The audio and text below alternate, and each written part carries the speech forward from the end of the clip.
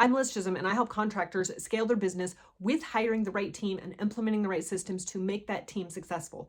Recently, I got a new client inside the roundtable, and they are hiring for a lead foreman position. There's a couple of things at play here because the resumes that they were getting in were pretty good. They looked good on paper, but when I asked them for a job description, there was none. There was no clarity on what that person was supposed to do and how they were supposed to be successful and the specific jobs that they needed to do for this company. It was kind of just like, hey, we need somebody who knows how to swing a hammer. And then they'd hire this person, and they've gone through workers after workers after workers trying to find employees, and they last a couple weeks and they're gone. They last a month, they're gone. They last maybe 60 days if they're lucky, and then they're gone. So this remodeling company is just pulling their hair out trying to find the right people for their business. And so, like I said, they joined the roundtable, and I was looking at everything, and they just don't have the clarity there. They don't have what somebody's actually going to do. So if you are going to go walk in and take your contractor's license test, you think you should probably study for it or look at the paper or know what it will take to actually pass that test. If you don't prepare yourself, then you have a less likelihood of succeeding. So same thing in this position.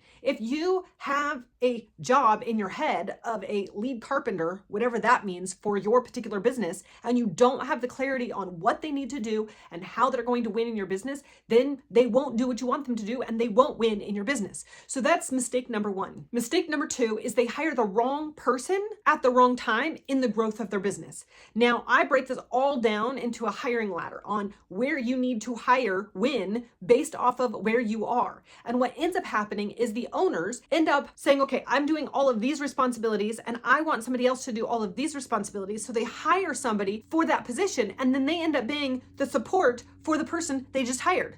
For instance, another company, they hired somebody who could do the estimating on the job site. So it's more like an estimate assistant. And so the estimate assistant, or maybe it's a sales assistant, again, I'm not quite sure because it's not clear, goes to the job and takes the measurements and meets with the clients and builds the rapport. And then they take all that information back to the owner. And then the owner does the estimates into the evening. And then they go, okay, here's the estimate. And then the owner goes and closes the job. But you've got all of these different people doing different things, and there's not a whole lot of congruency. And now the owner is actually the one tiling, putting in drywall, painting, and actually doing the job. And this other person is sort of fulfilling the sales role to a certain degree. And again, it's not that that person may be a bad person. It's just the wrong hire at the wrong time. And so you end up just being your employee's assistants if you don't hire the right people. Another example of this is somebody who wants to hire a operations manager. Great, let's hire an operations manager. I was like, so who would they be managing?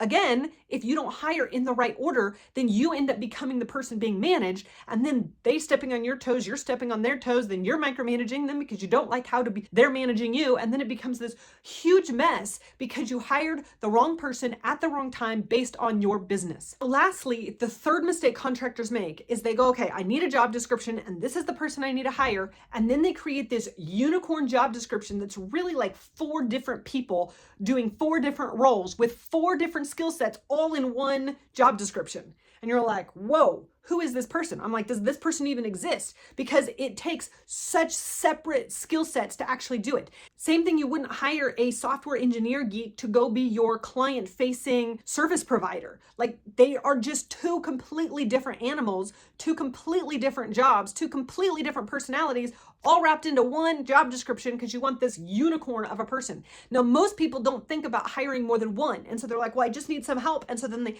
pile everything that they think they need help with into one job description. And then all of a sudden it's like, there's again, no clarity and no anything. So here's the deal.